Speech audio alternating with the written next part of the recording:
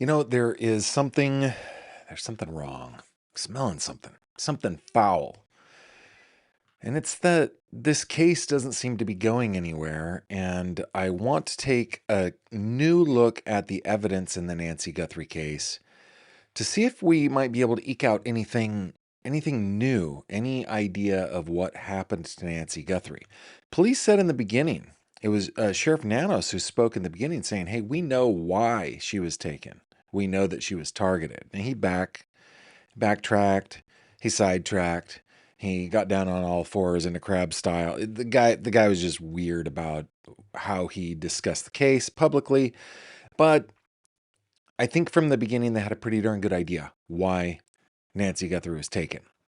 So what I'm hoping to do tonight, I want to go through a couple of stories that have hit the news today and in the past couple of days over the weekend, with experts weighing in on opinions on what they think happened.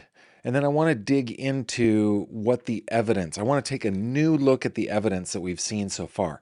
I want you guys to get your get your fingers and your thumbs ready to type into that live chat, because we're going to have hopefully a good conversation tonight. I want to know your opinions. I want to know your thoughts. I want to know your theories. So maybe do some stretches, right? Maybe get some stretches and get ready for a good conversation tonight. Also on the docket tonight, let's see, we're going to do 3 questions, of course. We've got some news to talk about in the world of true crime. The biggest piece of news that I think that is happening today is that the stepbrother of Anna Kepner has been charged as an adult. We're going to get into that. I actually have some documents to look at. So tonight might be a little bit longer than normal. Might be a little bit longer. Hopefully that's okay with you guys. We got some good news to get into. We've really got a great show, so I hope you stick around.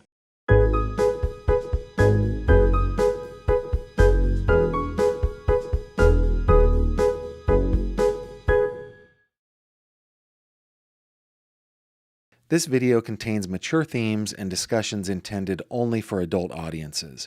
Viewer discretion is advised. Hello there, my friend. Welcome back to another true crime conversation with me, Gavin Fish. Thank you very much for tuning in. I am very grateful. Let me just get this out of the way, okay? Very grateful to you. Grateful to those of you here on YouTube during the live stream, those that are on Spotify, watching on Spotify Premium Video, or listening to the podcast wherever you get podcasts.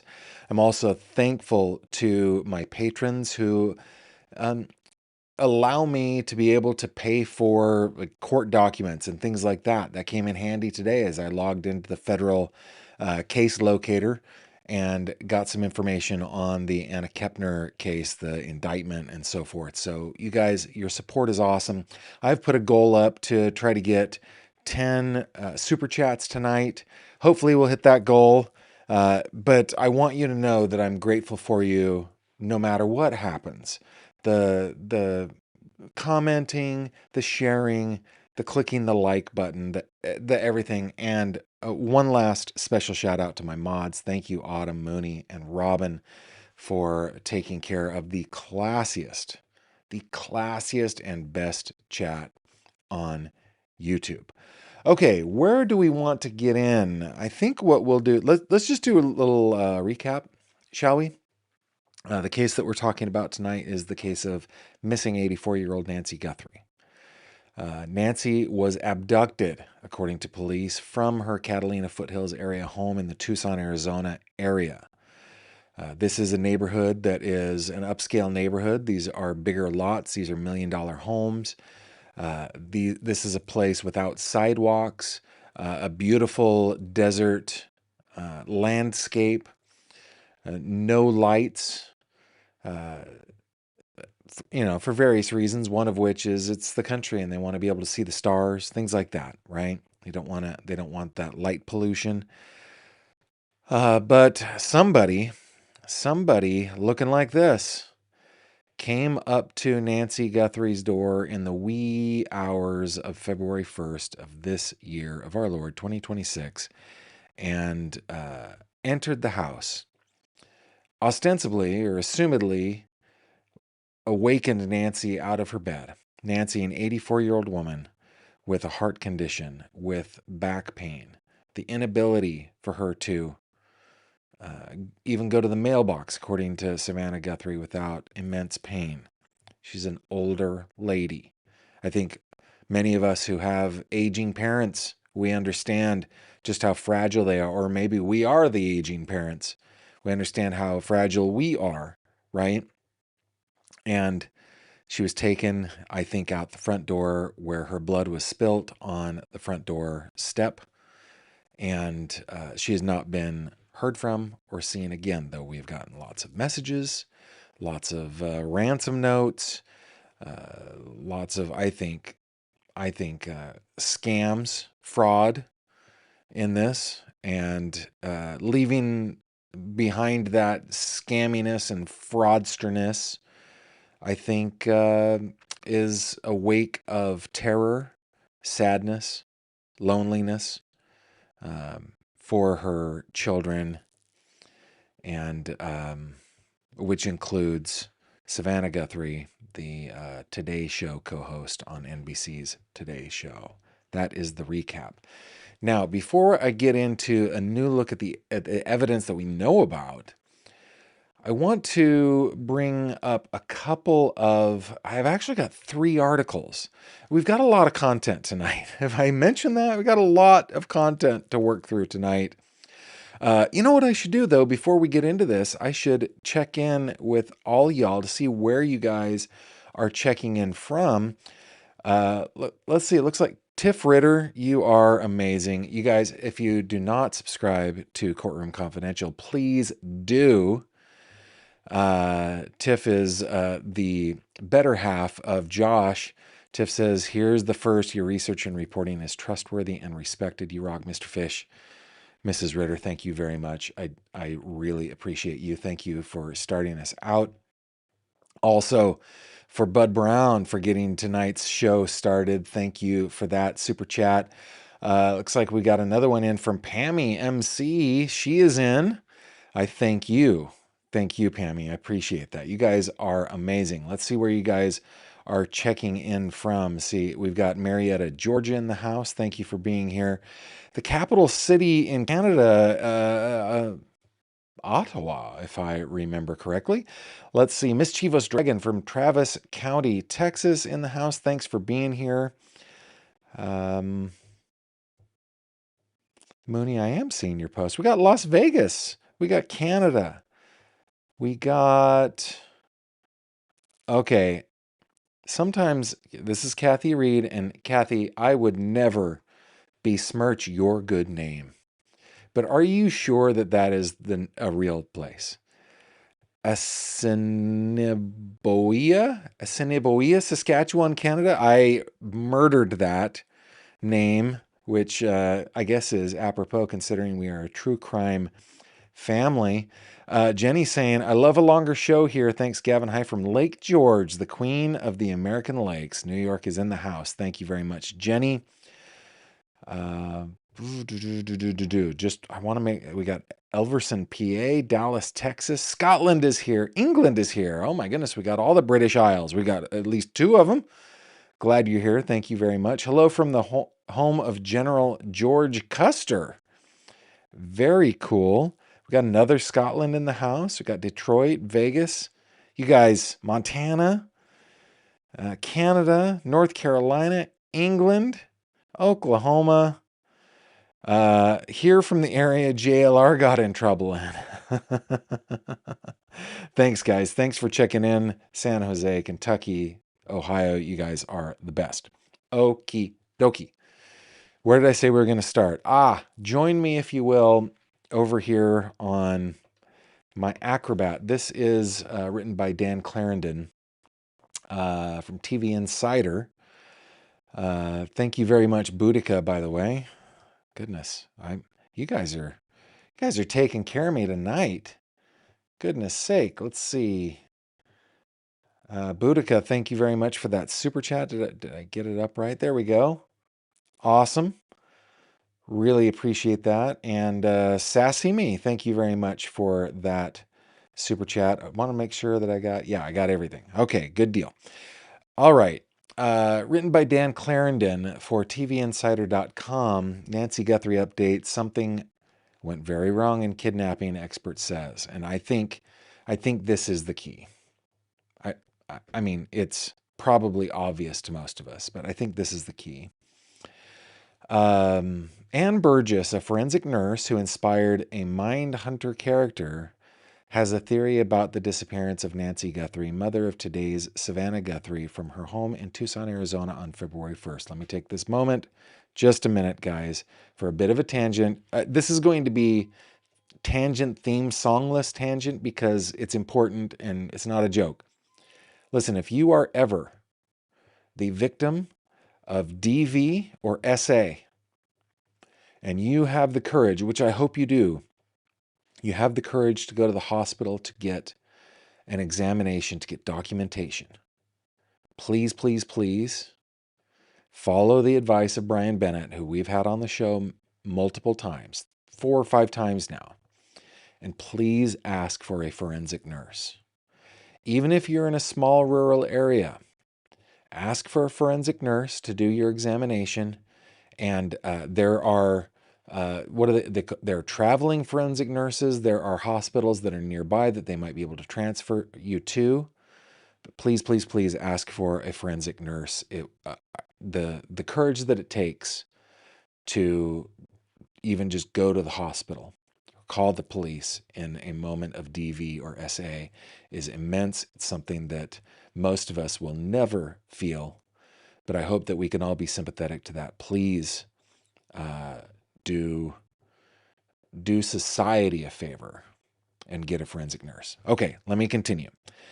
Quote from Ann Burgess. I think something went very wrong inside the house, she said in an episode of Brian Enton Investigates, citing the blood found at the scene. Burgess also noted how little blood appeared in evidence released by investigators.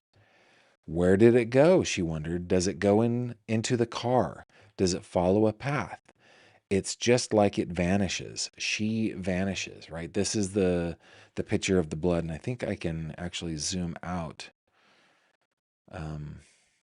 Make sure that I go to the right place. Can I zoom out a little bit more? Let me see. I think I can.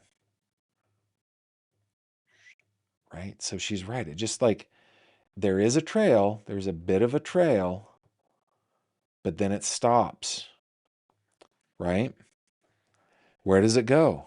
I mean, do they have their hands out making sure that they weren't leaving a trail of blood? I doubt it. Doubt that. But does it go into a car? Does it follow somewhere? Is there that forensic evidence somewhere?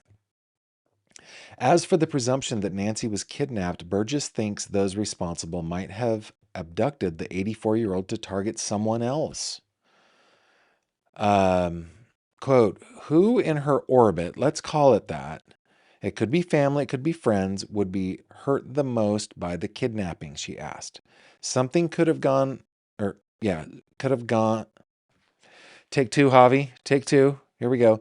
Something could have come up there that we don't know about, and that's up to people in her orbit to figure out, because it's a very mean, angry, horrible thing to do. And then if it goes wrong, which obviously it did, I think, it doesn't make sense that she would be a target to do more than abduct her. It's an interesting take. And she's absolutely right. To target an 84-year-old woman is very mean and very angry.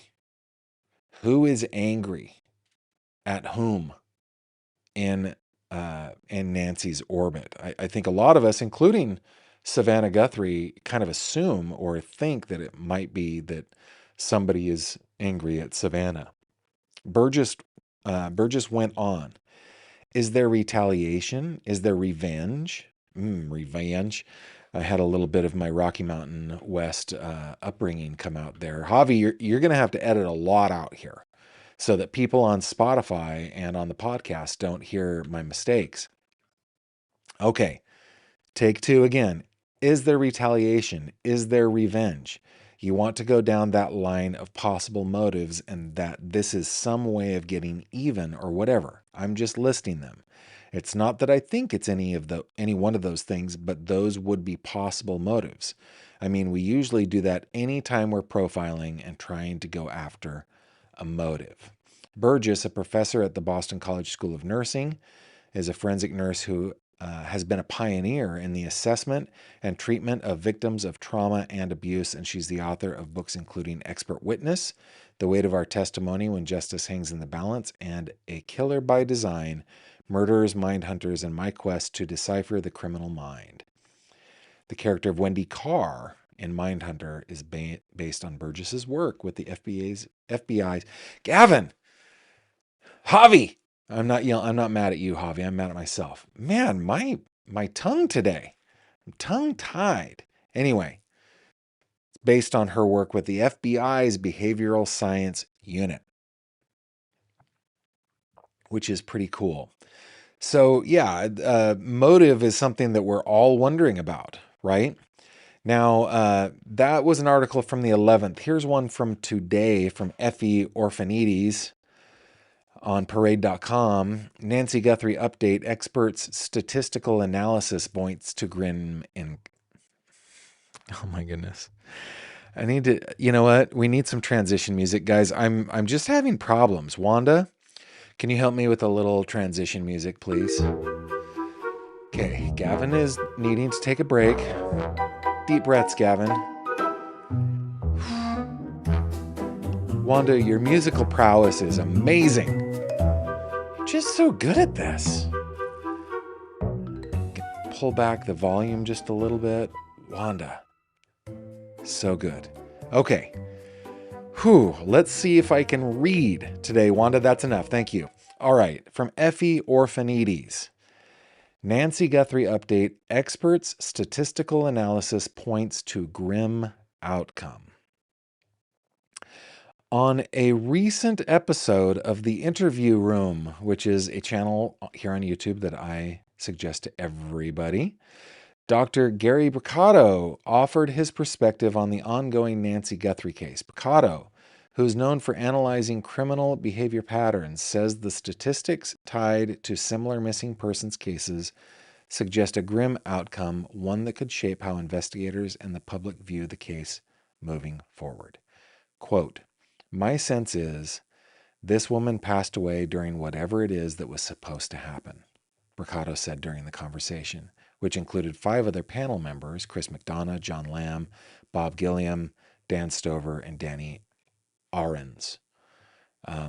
He also shared what the statistics in the case show. Wanda, get ready for more music. For example, the suspect or suspects is likely male, the motive was likely for financial gain, and the people behind Guthrie's disappearance probably knew her one way or another.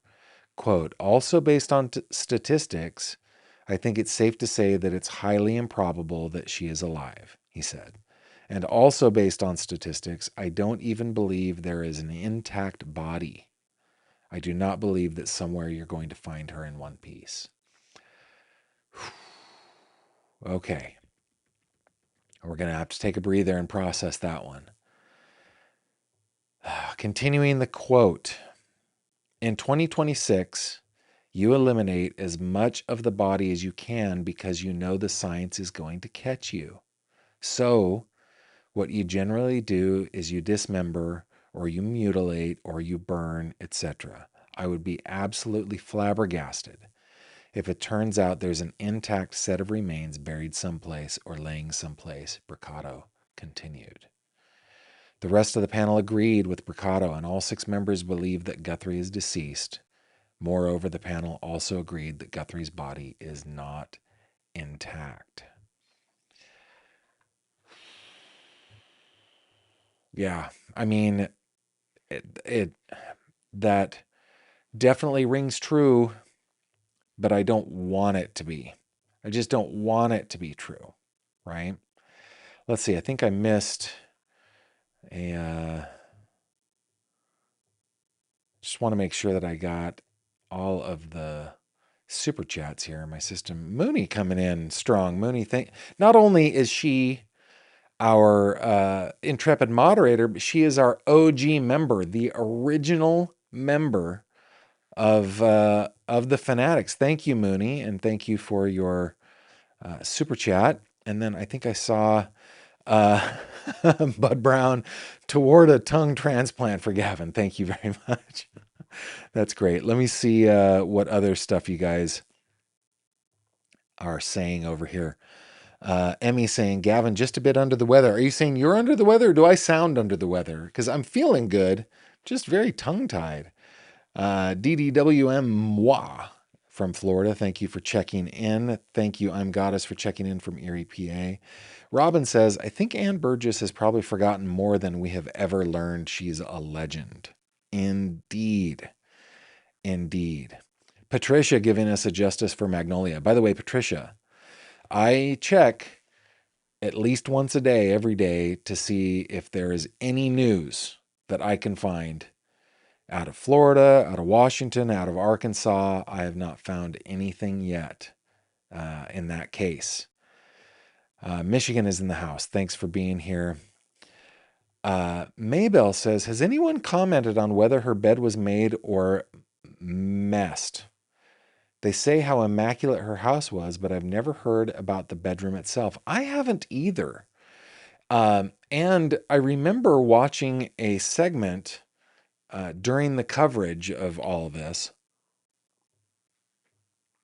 That was it was like a flashing back to Savannah Guthrie's mom segment, and apparently she was famous in her family for the making of the bed with the hospital corners and all that stuff.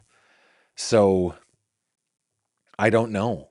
That's a great question, and I wish we would get I wish we would get more information. Just call me Kim P is saying, is Javi AI? Kim P, how dare you? How dare you, madam? I'm assuming madam. I would be clutching my pearls if I wore pearls or even owned some. What is it? Conan FC says, Gavin, how come no one ever mentions the fact that her son Cam was in military intelligence? Everyone thinks it's because of SG, but maybe not. Savannah, but maybe not. That is true. Well, what I know is only that Savannah Guthrie said in her interview on today that he was in military intelligence, that he was a fighter pilot, that he was a very intelligent guy. We all kind of assume, and including, according to Savannah Guthrie, she assumed, and Cam assumed, that it was because of her. Now, oftentimes it's not about what's possible, it's about what's probable. I think the probability probably swings.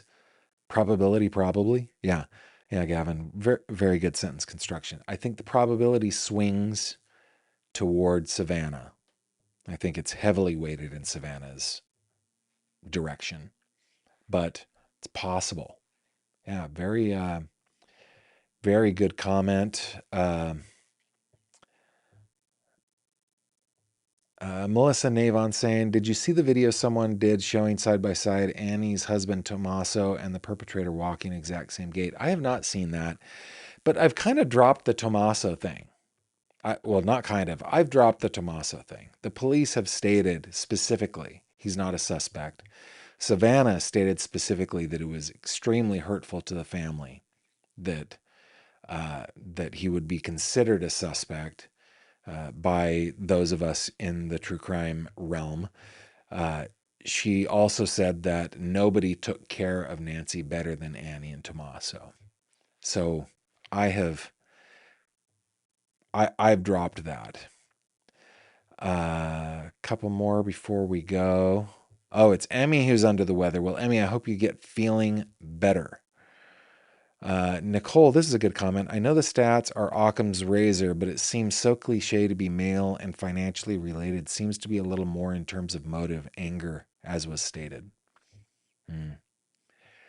Jacksonville in the house. Northern California in the house. checking in. Thank you guys. Okay. There's one more article that I wanted to bring to you before we get into what I have prepared in terms of taking a new look at, or a relook at the evidence. Okay. This written by Whitney Danhauer on yahoo.com. At least that's where it was published, where I found it. Expert says kidnappers didn't care if she died, tortured family with notes. So this is another take. As the search for Savannah Guthrie's mom, Nancy Guthrie, continues, News Nation contributor Jennifer Coffendaffer said that law enforcement has a motive for the 84-year-old's kidnapping. Quote, law enforcement said they know the motive for the abduction of Nancy and they have known it from the beginning, Coffendaffer wrote via X just this past Sunday. Continuing the quote, kidnapping for ransom, Nancy sadly died, the former FBI agent continued. The kidnappers didn't care and tortured the family with 2 notes, knowing the FBI would not recommend paying a ransom without proof of life. As In Touch previously reported, Pima County Sheriff Chris Nano said in March that he and his department, quote, know why, close quote, Nancy was taken. We believe we know why he did this, and we believe that it was targeted. Nanos explained, we're not 100% sure of that, so it'd be silly to tell people, yeah, don't worry about it. You're not his target. Let's see if there's anything else. Yeah, I mean, we've covered pretty much everything, but Jen thinks that at least 2 notes did come from the kidnappers. That coincides with what Savannah Guthrie said, right? The other ones, as we've talked about, have been, I think, have just been fraudsters. Just people that have wanted to victimize a family of victims because they're terrible, terrible people, I guess. Okay, so got this picture of Nancy up. Man, I don't like the idea that she is no longer with us. I think, of course, statistically speaking, that is probably true. Here are a couple of things that I'm calling my tension points, okay? The things that kind of bother me. Number one, the scene looks planned to me. Planned enough that, well, I don't know if I'm saying the scene, it's the scene, the crime appears planned to me. And things that point to that are the mask, the gloves, the gun, on video that we have seen. I'm talking about, this video. The backpack, but then sloppy enough that he does this, covering up the camera with vegetation from Nancy's front yard. So that's a point of tension for me, right? We're like, okay, we planned this, but we didn't plan this well enough that we knew what to do with the cameras, right? Maybe a little spray paint, would have been a good plan. Got a sneeze coming on. Whoa, that felt great. Okay, so that's my first tension point. The next tension point that I kind of came up with was, okay, there are strong indicators of an actual abduction, right? We see the video. We see the blood. Possible discard evidence. I know that the gloves from other places. I don't know, maybe discard evidence. I don't know. But then the ransom notes just looking, I guess, like just opportunistic noise. So that's intention for me. It appears that investigators have a good timeline, but I guess the tense point on that, or the tense part on that, is why are they asking about January 11th? Why won't they tell us anything more about January 11th? And then the last thing that it just keeps coming to me, coming to me, and they touched on it in the articles that we read was, dude, your victim was an 84-year-old woman. with heart conditions and and uh, back pain and stuff like that. That's a horrible. It's horrible. It's terrible planning too, right? Terrible planning. Uh, let's see. We got a couple. Hey, thank you guys for taking care of me, Peggy, helping me reach my goal. Thank you very much for doing that. Dom's mom, I appreciate you too. Thank you for helping me reach that goal. And Elizabeth McMaster Esquire. Happy Monday to you, and thank you for helping us reach that goal. Get 10 out of 10. We got the balloons and the fireworks and everything. Thanks, guys. Thank you for taking care of that. Oh, Pay Girl says, until the FBI says Tommaso is cleared and the suspect is, let's see, until FBI says Tommaso is cleared and suspect is caught is when I'll believe it. Fair enough. Fair enough. Redondo Beach saying, did you see the interview room theory that Sheriff Nanos was basically taking talking points from the family from the very first press conference? I didn't. But I love the interview room. It's a channel that I check every single day. Okay, let's take a look at the different pieces of evidence, shall we? I think the first one that I want to look at is the blood on the porch. This is now we've reached the time where I want your input on this. Okay, I'm gonna be going back to your comments a lot today. Okay, this blood on the porch was confirmed to be Nancy Guthrie's, and we can see that it does kind of trail, right? I think this is probably the most important hard fact that we have in the case. Sheriff Nanos added that it appears that she was taking that this blood is an indication that she was taken against her will.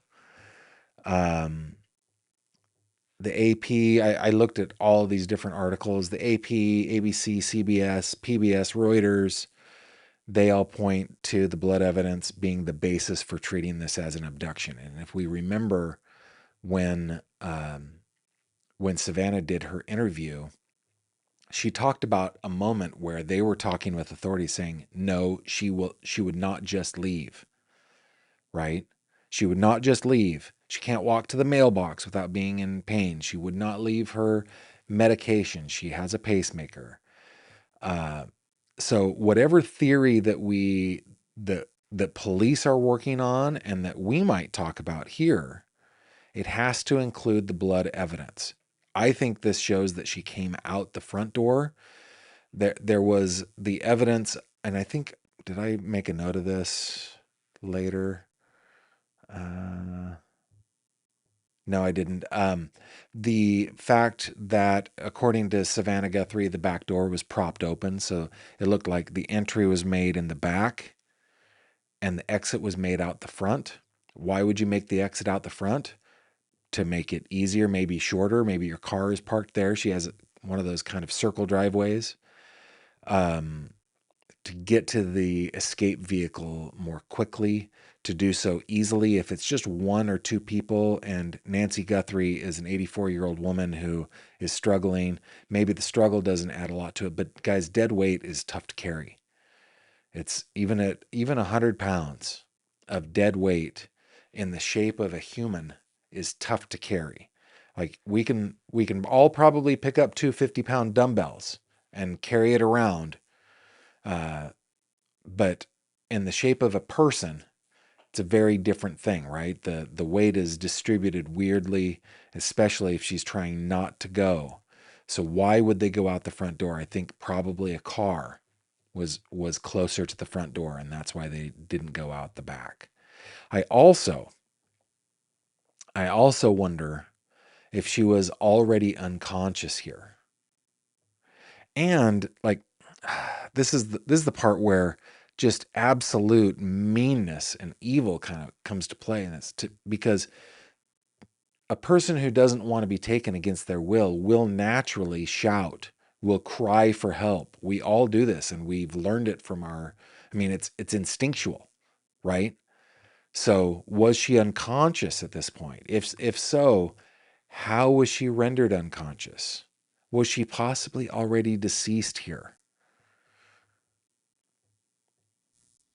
I don't think that there's a way to tell forensically if this is blood that was spilled during while her heart was beating versus after her heart stopped. I don't think there is there's an enzyme difference or some kind of scientific difference. They wouldn't be able to tell just from that, at least to my knowledge, which is limited, right?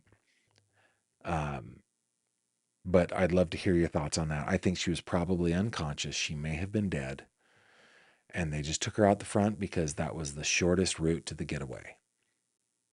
I think also if she was dead at that point, then what we read about earlier from the interview room, the report about the interview room, yeah, got to get rid of evidence. Just got to get rid of evidence. So, and her body would be the biggest piece of forensic evidence, as much as I hate to say that. Okay, next piece of evidence. I think that, well, let me actually, before we move on, let me see what you guys are saying over in the comments. Let's see if there are any GFs. TCF Iceland, my highlighting isn't working, so I have to do this manually. TCF Iceland says, Gavin, I don't understand why the abductor was looking like he's making first entry in the front. Let's go to this video. On the Nest camera, if they came in through the back, it's not really making sense in my head. We're going to talk about this next. So great segue. Thank you, TCF Iceland. Yeah, it makes me wonder if there was some prowling around the house. How can we get in? And, or, hey, I want to work on this lock. I want to work on this storm door, on this safety door, on the security door, but I don't want there to be evidence of me doing it, especially if maybe they think somebody might be watching live. Right? Okay, we got to cover this up. But, you got a backpack. Do you not have spray paint in that? That's what I'm talking about with tension here. They seem to have planned this 3 weeks in advance, probably, but not well enough to know what to do with that camera. Were they making entry on that, or did they fail with the entry on that and start looking around for other possible entries? Great comment. Linda saying, wondering at her age and condition why she was living alone. I think that's fair to wonder. I also, though, think that there is a balancing act with our parents, and I'm not there yet. Both of my parents are doing okay. My dad's been fighting cancer for 6 years, and the chemo and immunotherapy has got him worn down pretty darn well. But my mom is still strong and everything. So we would never consider having them come and live with one of us when they already are so independent. And like in my case, I have a sibling that lives very, very close to my parents and checks in on them a couple times a day. And it's my understanding that Annie and Tommaso were kind of the same way. Live real close by, check in on her. And, that's very typical for aging parents. We've got one of their children one or more of their children close by to keep a good tab on them. And it's not uncommon there was a guy that we used to laugh about this. I won't say his name. He has long since passed away. He was an old man, but we hated getting behind him on the way to church because on Sundays he took Sunday driving to a completely new level.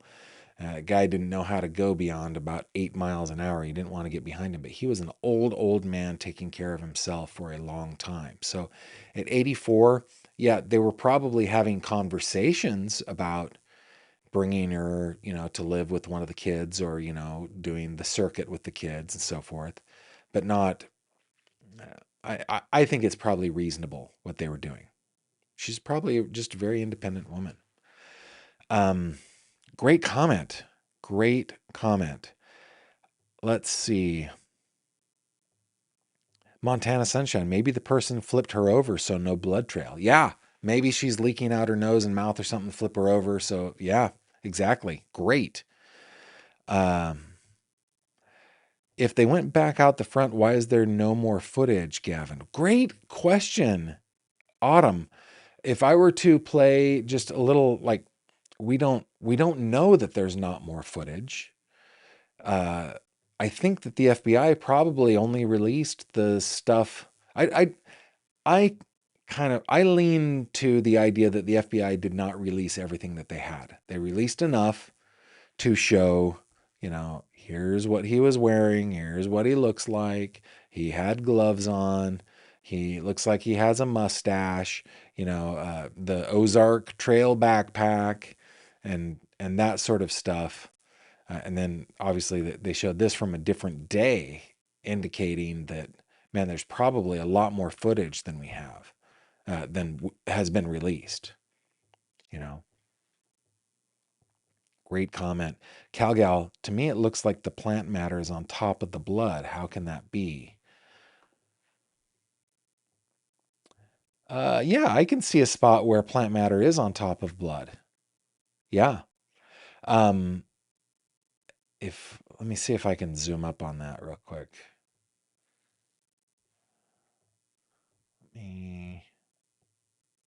That piece right there.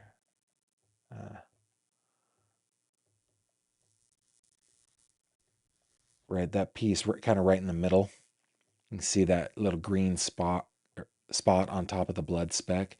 There are a couple there. There's one with like a little line in the grout going on top of a blood speck. To me, the biggest likelihood of that is, well, there are a couple things that could happen. Maybe they went in and out and disturbed the vegetation matter there.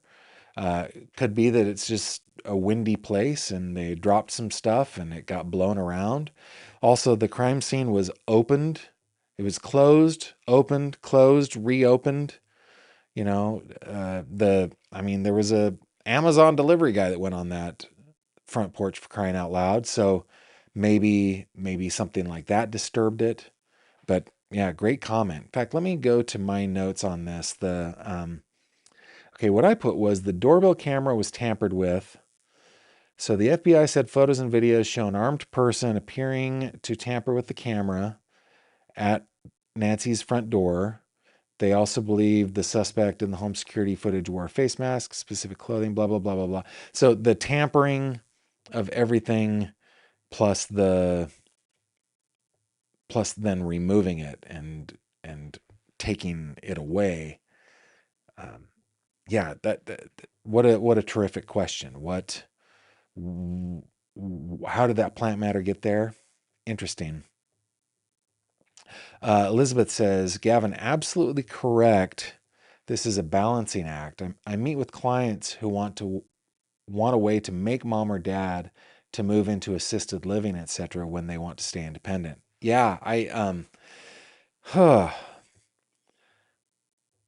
it's a balancing act. And I don't ever want to be in an assisted living area, but I think hopefully I will make it to an age where that's necessary, Cabling says, from the looks of the human at the front door, not the brightest bulb, but knew exactly what he was doing setting up the scene. Gavin, do you think the JA, I guess, I don't know, the perp is smart enough to do you think the JA is smart enough to do this all alone? The assailant, I don't know what JA is, but anyway, I think this took more than one person. I really do. I remember, like, at my strappingest, my strongest in my life, I was a teenager, right? Doing lots of sports, being very active. And I remember, like, carrying a friend of mine from her house over to my friend's house because she didn't have shoes. Of course, we're all teenagers, so we're stupid. And she was a like beautiful young woman in the prime of life, and not a big girl. In fact, she was the opposite of that. And I remember the struggle just carrying that, because for some reason she wouldn't hold her own weight, holding on to my neck or something, right? And so I always think about that, like, yeah, I can pick up my wife and I can carry her anywhere, but she is doing her part, right? She has her arm around my shoulder or my neck and holding herself up. Same thing with our kids. But the only time I've ever had a an experience where I'm like carrying dead weight, well, that's not true. No, well, it's mostly true. Was that time where I carried a friend of mine from one house across the street to another, and it was tough, man. And I was the strongest I think I ever was when I did that. I do remember I was a CPR Saturday instructor for the Red Cross, but that was like being I could demonstrate. I would pick the biggest person, about the same age actually, as the other story. I would pick the biggest person in class, and I would demonstrate, the Heimlich maneuver and how to get them down on the ground, you know, safely. And it was never a problem. But that is helping somebody down. That's not carrying somebody. Um, Angela says, Gavin, Savannah said it was because Annie and Tommaso took such good care of her, it allowed her to stay in the home, and that she loved um, the home that she loved, that held memories of her dad. I remember her saying that. Yes. Yes, yes, yes, yes, yes. Um, she did say that, and that is a good reason to have her living on her own. Autumn Doyle, our lead moderator, says, give us the footage. We here at Fishyland are much better investigators than the average bear. I think we are too. Yeah. Robin, another one of our amazing mods, says maybe the guy in front is getting the camera covered while someone else is in the back getting Nancy. So things are not seen as they exit from the front door. Yeah, maybe. And then maybe they're just like, just break the thing off and bring it with us. Yeah, break the thing off, smash it up, bring it with us. Maybe that's what happened. And that evidence might be somewhere, right? Yeah, Donna says she wanted to stay in her home. Yeah, and as doting and loving children, we want our parents to have that independence, right?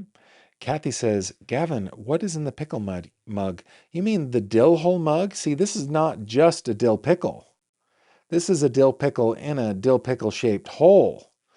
And it shows what a dill hole is and how to use it in a sentence. You, Mr. Stearns, are a dill hole.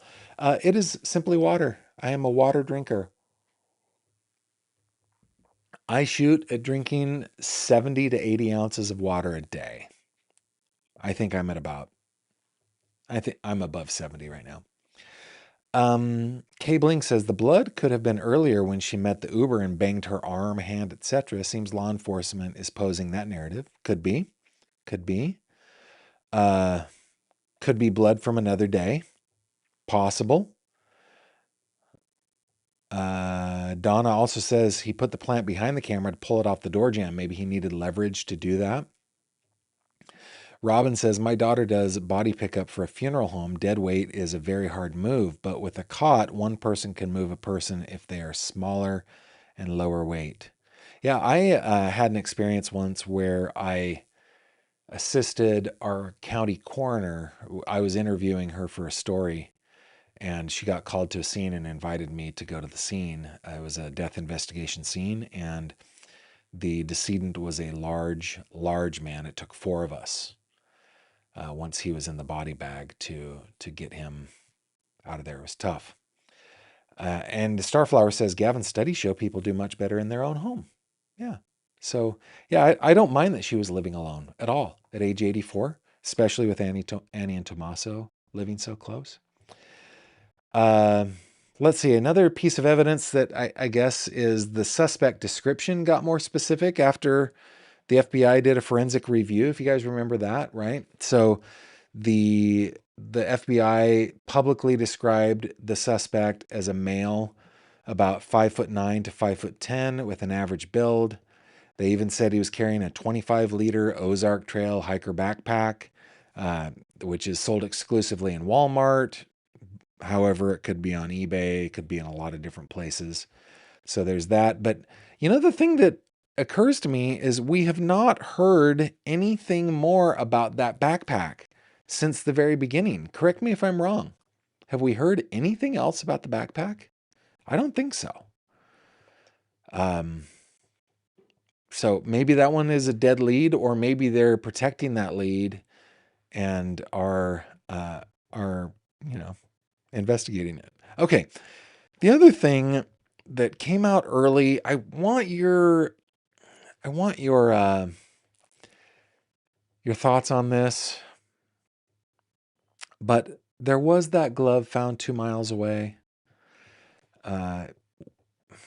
Everybody thought that maybe it was linked to the suspect because it was a black glove.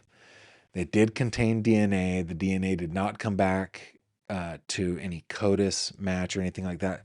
But I'm trying to remember if it came back to anybody like a worker or something like that. I included that in my list because I couldn't remember the details of that. So I would love your opinion on that. The next little piece of interest for us is the January 11th date, right? There's been lots of reporting, including from our esteemed colleague, Mr. Enton, about investigators looking at January 11th as an important date. A neighbor has said that his dogs behaved unusually on both January 11th and the night of Nancy's disappearance. I remember that. But we haven't heard anything else. Let's see. The next thing I put on my list is one of the images. I think is it this image? Yeah, this image appears to have been captured on a different date. There's still gloves. So is this the January 11th date? Right? Still gloves, still a mask, still that zip up long sleeve sweater. Yeah.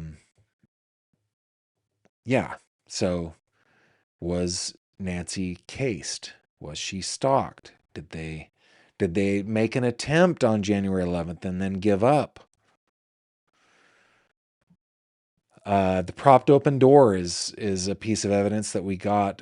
It was confirmed by Savannah Guthrie in her interview on Today. So not only blood on the porch, but a propped open door, disconnected doorbell camera. So it suggests haste, an interrupted plan, maybe, staging, maybe. Yeah, I think. We talked about what Jen Coffindaffer thinks about the scams, the proof of life not ever happening, the retaliation or personal motive that Dr. Burgess brought up. I think I kind of yada yada. Brian Martin floated the idea that offenders may not have understood how I'm sorry, not investigators, offenders may not have understood how fragile she was. They thought that this was going to be an easy ransom scenario, and then we're like, whoop, oh, we killed her. Who? It's a theory. It's not proof of anything. But those are the things. Let me see what you guys are saying over here. See if there's any other comment you guys want. Oh yeah, there are a few.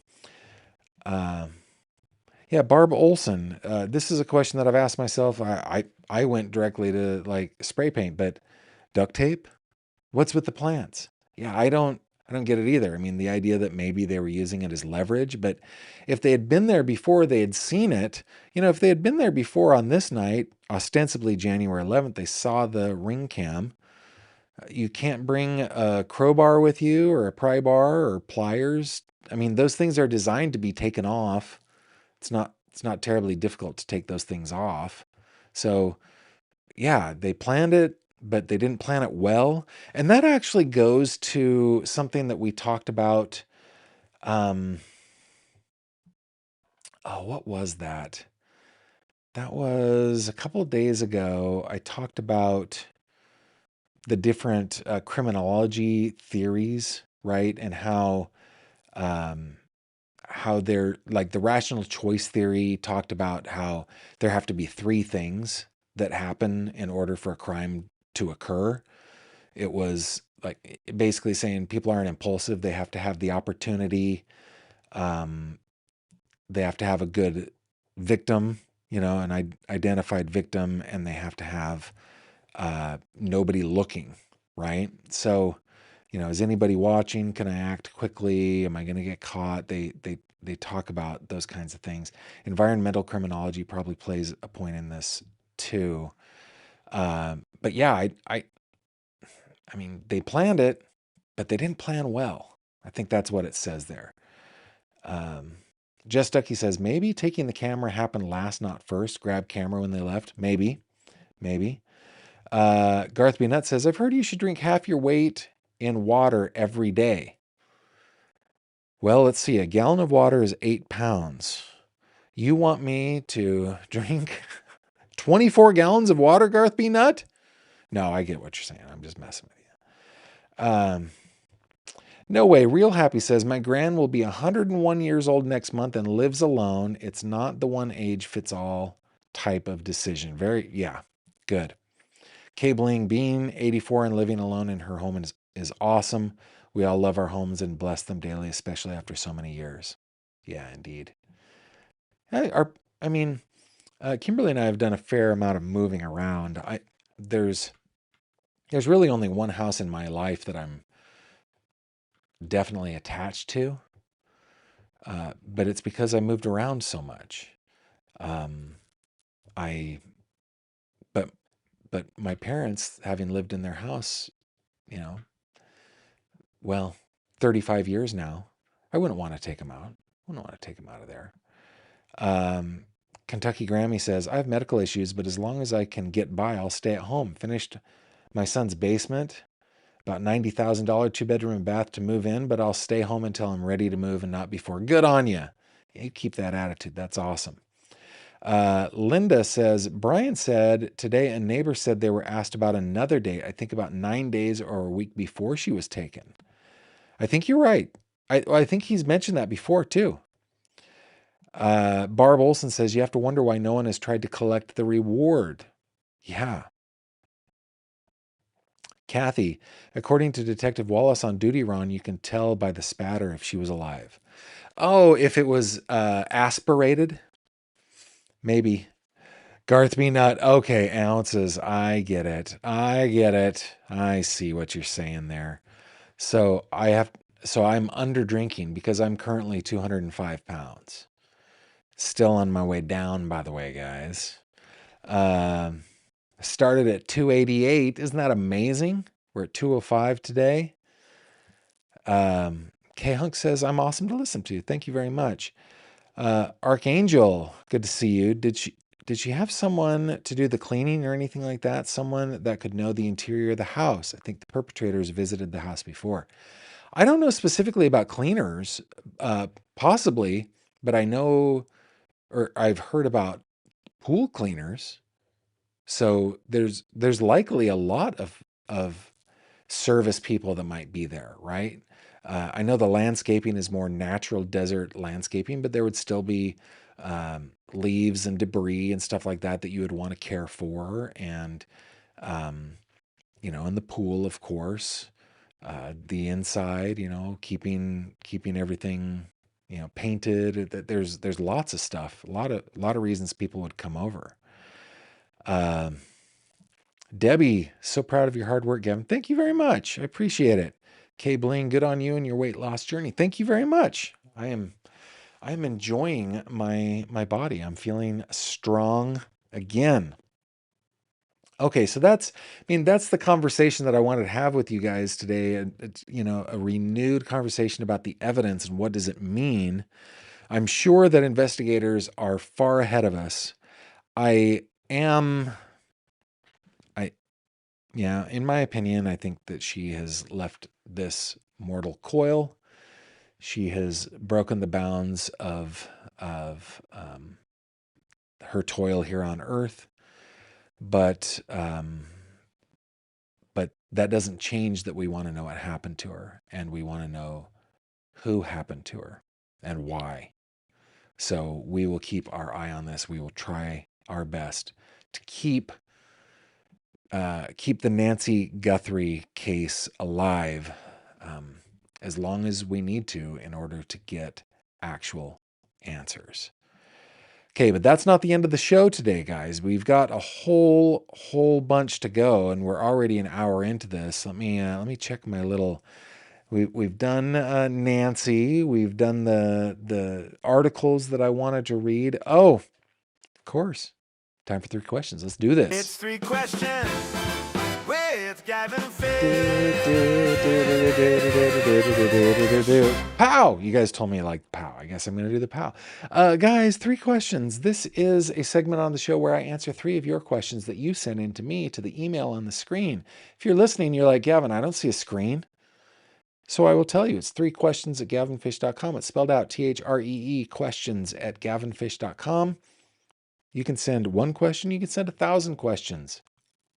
I solemnly promise to answer the questions and to not dodge them and to answer them truthfully. And I will do so 3 at a time. And the caveat here, of course, I get to choose the order. So that is what I have done for today. Let's go to question number 1 from Diane. Hey, Gavin, what do you like to do for fun? Oh, by the way, I love it when you guys will tell me your answers to the questions. Put GF in the comments so I know what you're talking about. Maybe even put the question number so I know which one you're talking about. What do I like to do for fun? Well, Kimberly, my sweetie pie, my snuggly bear, my one and only, accused me out of nowhere, I might add. I was offended. Not for long, though. She's my snuggly bear, my sweetie pie, my one and only. That I had kind of duped her into thinking that I had an active lifestyle when we were dating. And then as soon as we got married, I just became a couch potato. And you know what? I shouldn't be offended. She's not wrong. Like when I met her, I think at the time I was in a volleyball league and a soccer league. And I think I had just finished a softball league. But when I met her, I was just like, there is nothing I would rather do than spend my time with her. So I haven't done any of those things ever since. Like I used to play basketball every once in a while. I loved playing volleyball and I was good at it. Soccer, I was mediocre at best, and softball, kind of the same. But volleyball was my sport. What do I like to do for fun these days? Well, I enjoy work. I enjoy working. So when I get up in the morning, I start working. I take breaks throughout the day. I might take a short nap. But I will be working probably till midnight tonight, just doing different things. I just really enjoy that. Now, as far as like going out and doing things, we have this thing that we do together that we just call forced family time. Nobody gets an option. We're doing family time. And when we do that, sometimes we go outside. We might go to the circus. We might go to a movie. We might go out to dinner. We might go play disc golf. We've only done that once, by the way. We might go out to the park. Just we might play cards. I enjoy doing that. Especially we have one of our sons is particularly sweet and particularly loves forced family time. And if we don't do it enough, he will start to ask for forced family time. I do enjoy movies. I don't go to the cinema much anymore because it's a better experience at home. I don't know if I told you guys this, but I make perfect movie theater popcorn at home. Perfect movie theater style popcorn at home. And once I learned to do that, there was no reason to go to the theaters anymore. The picture is better at home. The sound is just as good at home, sometimes better. The accommodations are better. You can pause. You can go to the bathroom because I am of a certain age. We like to be able to do that. You can pause and talk to one another. Hey, what did they just say? That I like the experience at home, but I loved going to the movies because I loved their popcorn. It's a special kind of thing. And once I learned to make movie theater popcorn, what ingredients to buy, I think the video is on my channel still. You guys can see how to make movie theater popcorn. So we stopped going to the movies unless there's something special that the kids want to see. Um, so yeah, now as far as my hobbies go, my main hobby that I love the most is aviation. I love, love, love, love, love aviation. I grew up son of an Air Force guy, Air Force enlisted person with stories of the flight line. And my dad worked in aerospace during the Cold War. And so all the stuff about rockets and the space shuttle and the X program and, just everything fascinated me. And when I grew up and met somebody who was a private pilot and realized, hey, I could be a pilot too, I decided to do that. And so while I wish I flew way more than I do, I love, love, love, love, love aviation. I love being around planes. I love, I love learning about new engines and new technologies. I love, uh, I love the technologies right now where some manufacturers are focused on a very different aspect of aero and hydrodynamics in order to bring down the cost of aviation. I consume so much aviation in a day. Uh, and then this year I've been reading a lot too. So I decided 2026 was the year of reading fiction. And right now I'm reading Fahrenheit 451. I have finished A Tale of Two Cities, um, Of Mice and Men, To Kill a Mockingbird. And I'm now about halfway done through Fahrenheit 451 and about halfway done through Martin Fierro. I'm doing both of those at the same time. So yeah, that's as long as I'm with my family, that's all I care about. And I'd love to hear your answers to these questions. I'm not somebody who goes and climbs mountains, for example. I don't do that. Okay, from Kelly, if you could vacation anywhere in the US, where would you like to go? Kelly, I love the United States. I've been so many different places, and there are so many fun things to see in all of the different places. I honestly don't care where I go in the US as long as I do it with Kimberly and preferably the kids with us. Um, there are a couple places that I have not seen yet. I have never been to Alaska. I've never been to Hawaii.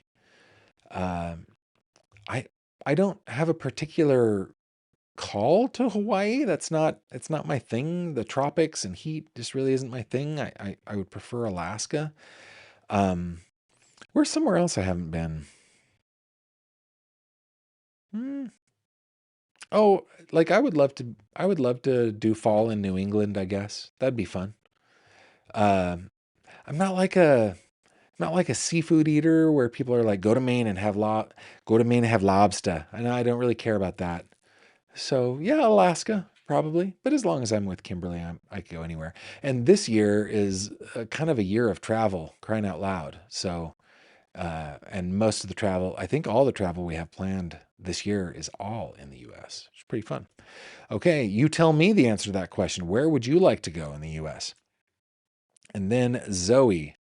Don't know if this was ever asked, but if you didn't have your day job, would you travel to cases like the Nancy case, for example? The answer to that is absolutely 100% yes. If I didn't have my day job, uh, there has to be a predicate here, right? The day job is a job that I love. Not only do I love the company I work for and the people that I work with, I love the task of the job. It's fun. You know what I did today? I traveled out to Titusville, PA, and I covered a ribbon cutting of a little library. You know those little like library stands that are just like miniature. You take a book, leave a book, little free library, right? And And it was fun, man. I met some amazing people that are out just doing good, and this is their 21st little library that they put up, and it's just cool. I love it. But if YouTube paid all the bills, yeah, I would have been at the Corey Richins trial. 100%. I would have been out in Tucson covering Nancy. 100%. I would have been down in Mississippi covering Kirby Carpenter's trial, for sure. I would have been down in Florida on the Madeline Soto case. The issue is resources, right? And and there is kind of a spot where you have to kind of make the leap, but I'm not at that spot yet. And I really love what I do for the day job.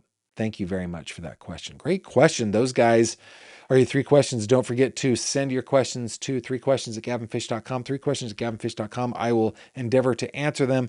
And now let's get into headlines. These are important. Headlines. Here we go.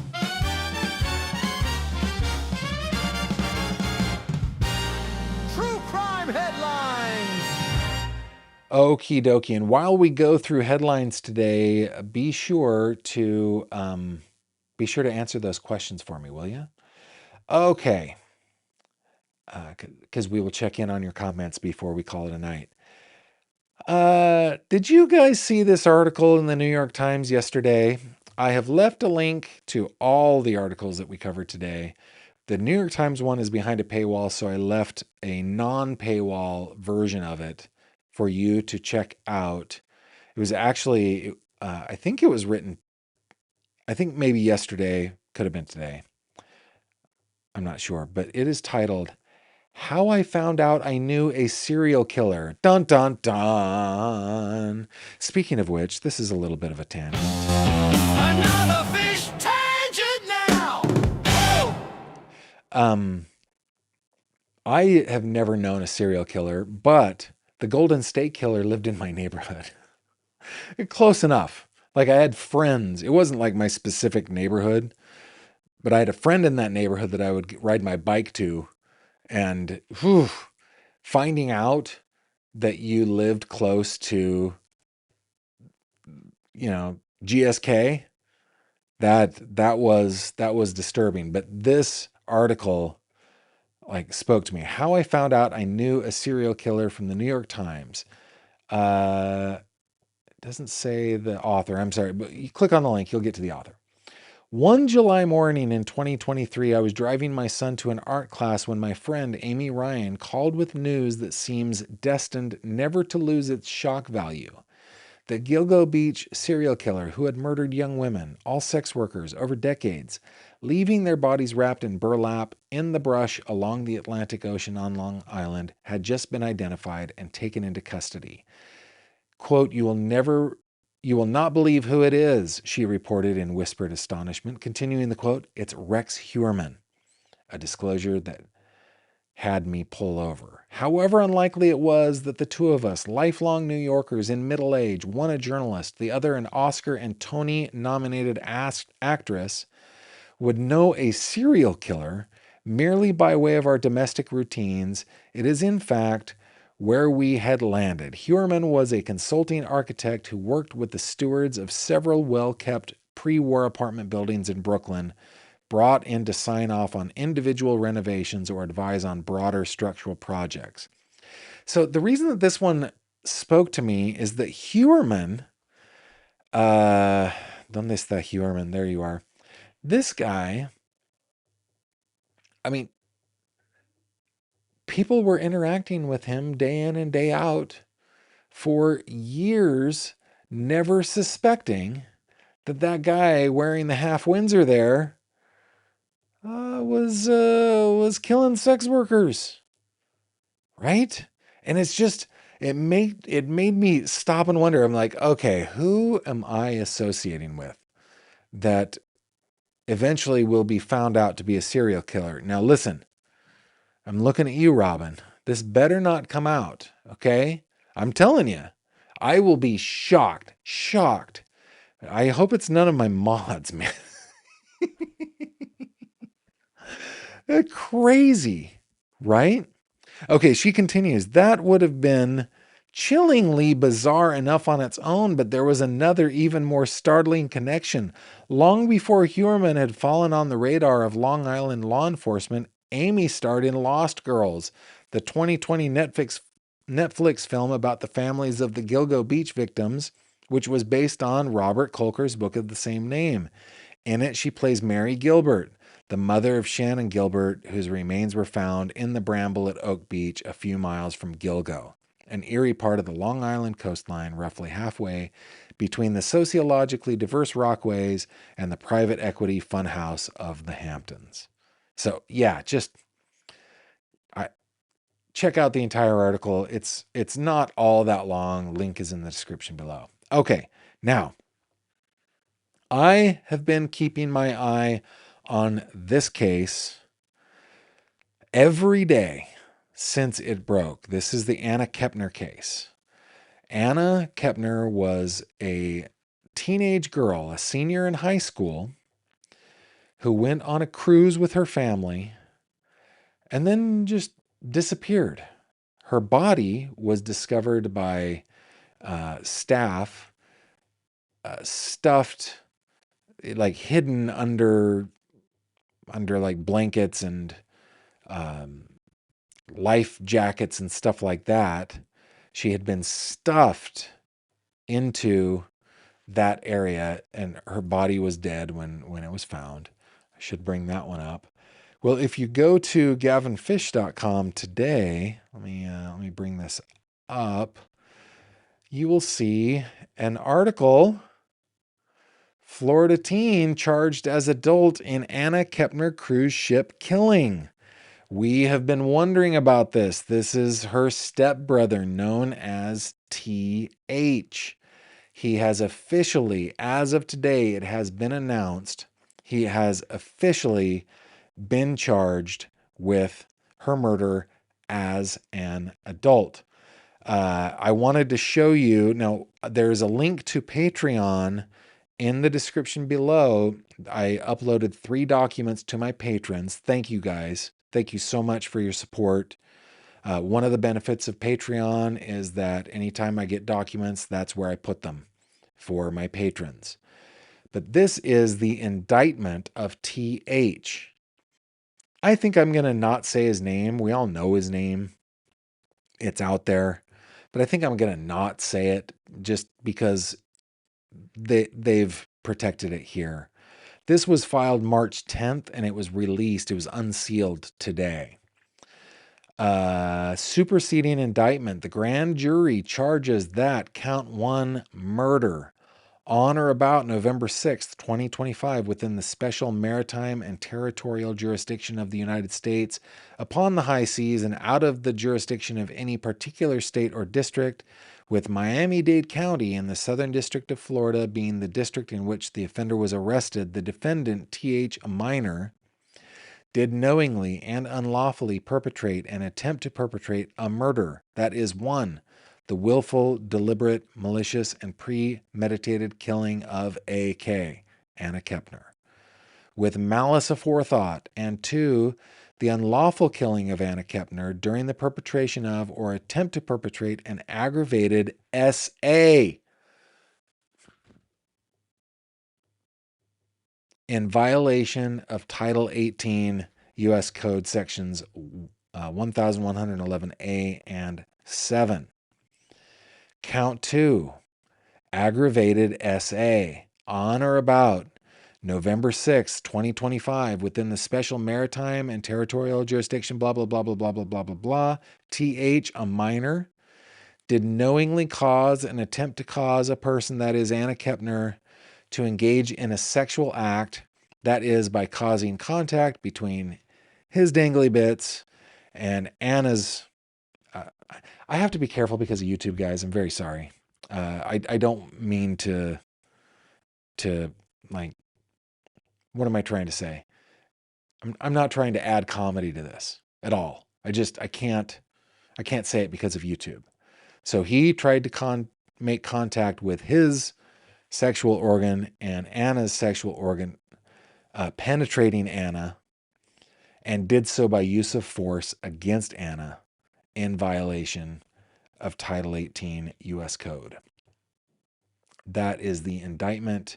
And then there is the penalty sheet. So TH, a minor, he is charged murder in the first degree. So he is facing life in prison and a maximum fine of $250,000 with a max term of supervised release of 5 years. And then aggravated SA is a life sentence if he's found guilty of it. Maximum fine of $250,000. Let's see. This is an indictment. It is a felony, obviously. This is the case. If you want to go to Pacer and look up the case, that's the case. It was not previously filed in district court. Let's see if there's anything else that we can. And then I think this is the same. This is just an attachment. So, yeah. Oh, they did not redact the 4-person signature on that one. But anyway, so yeah, it's just 2 versions of the exact same thing. Anyway, TH, I think we suspected this. He, according to police, it is alleged that he murdered Anna Kepner, this beautiful senior in high school, in the commission of an SA assault. Stepbrother. I don't know. I know he's a minor, guys. I know he's a minor. But there are just some things that are not... I'm conflicted. There are some things that I just think... I think the DP is appropriate. Like Stephen Stearns, I think the DP was appropriate.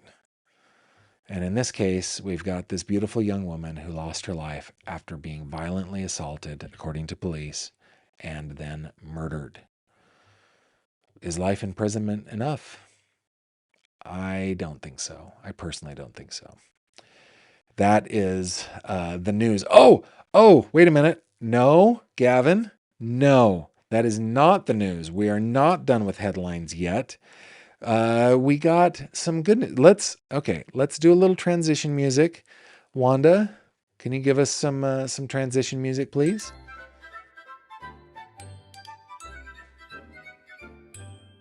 Time to change the scene.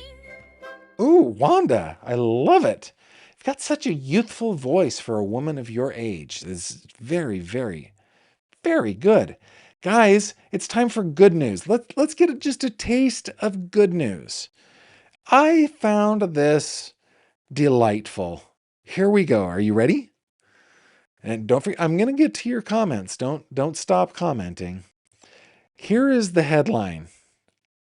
World's fattest parrot on the verge of extinction 30 years ago has record-breaking breeding season. This coming to us from livescience.com. Brioni Ravet. I don't know. Brioni. I don't know how to say your name, but thank you very much for this amazing report. Okay, a critically endangered bird that almost went extinct 30 years ago just recorded a major milestone. The Kakapo Recovery Program in New Zealand has celebrated the 105th kakapo egg to hatch, the largest number since records began 30 years ago, according to the New Zealand broadcaster RNZ. In an updated chick count released April 3rd, representatives from the New Zealand Department of Conservation said 105 kakapo chicks had hatched from 256 eggs laid. Of these, 98 chicks are still alive. 1 egg remains in an incubator. The achievement hints that the species, which reproduces only every 2 to 4 years, may be making a comeback. The kakapo is a critically endangered, flightless parrot that is only found in New Zealand. They are the world's fattest and heaviest parrots, with males weighing up to 8.8 pounds. Wow. Hunting, habitat destruction, and the introduction of new predators, probably like mice and rats and cats and stuff, have led kakapo populations to plummet, and the species almost went extinct in the 1990s. These birds only reproduce, yeah, we heard about that, but today there are an estimated 235 kakapos remaining in the wild. Look at that. Look at that adorable bird. Not all of the newly hatched chicks will survive, however. Yeah, well, we don't want to hear the bad news part of it. We're just going to, okay, let's read. Every new chick brings the species further from the brink of extinction. Deidre Verco, the Department of Conservation's operations manager for Kakapo, told Manga Bay, there's always a sense and hope of optimism for the future. And guys, I don't know. I just love stories of successful conservation. I watched a video this weekend of a island off the coast of Australia that was once a important breeding ground for migrating seabirds that was full of guano in the late 1800s. It was harvested. The guano was harvested as, fertilizer and stuff like that, which introduced cockroaches, mice to the island, which decimated the seabird population. And they are working to decimate the mice and the cockroaches in order to bring those birds back, which is delightful. I love, love, love stories like that. Okay, let's finish out today with your comments. Let me refresh and zoom back up. Okay. Debbie asks, how long does it take for mixed DNA to get results back? It depends on so many factors, but I would imagine months. I would imagine months on this one. Donna says, Gavin, I hate to say this, but I believe the family know more. Okay. Donna also says, Gavin, too much water isn't good. Indeed, you can get water toxicity. You have to be smart about drinking water, which is why I stay around 70, 80 ounces, which is perfect for me. Chaos Mama, the thing that you do for fun is crafting. Good for you. The YouTube channels that I consume the most are the maker channels.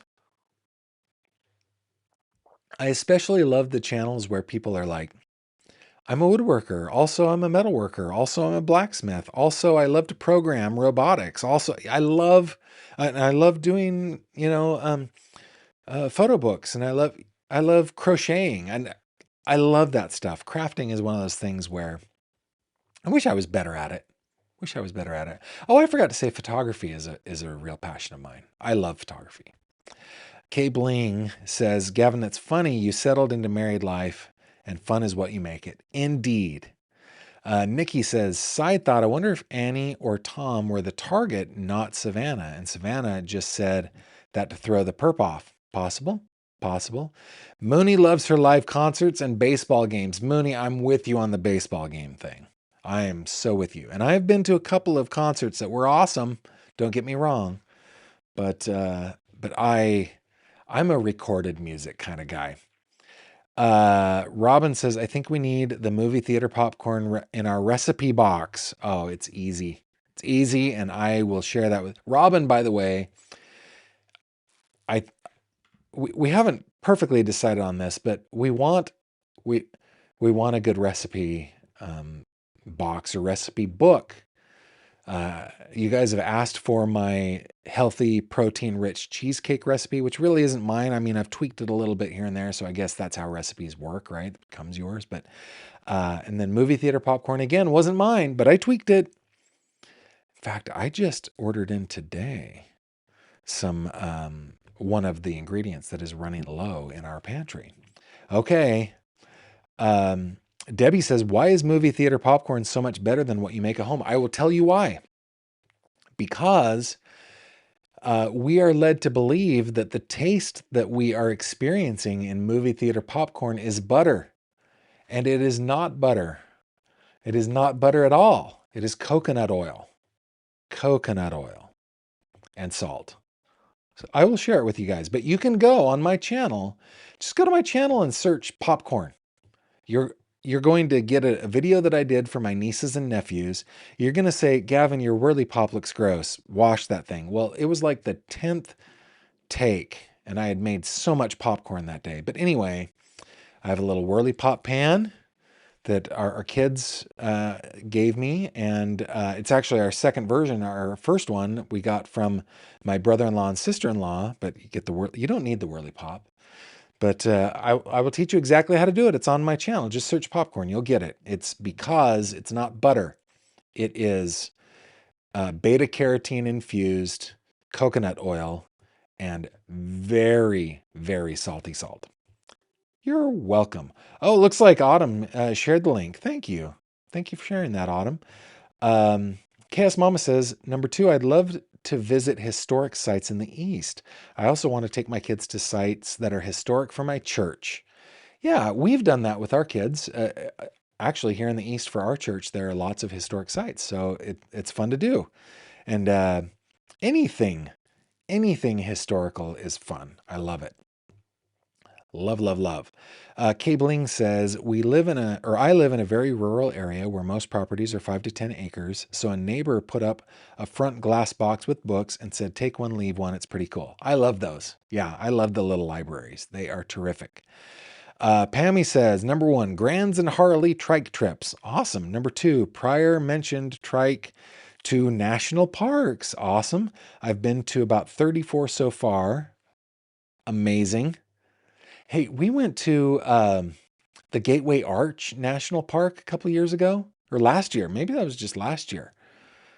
That was fun. Okay.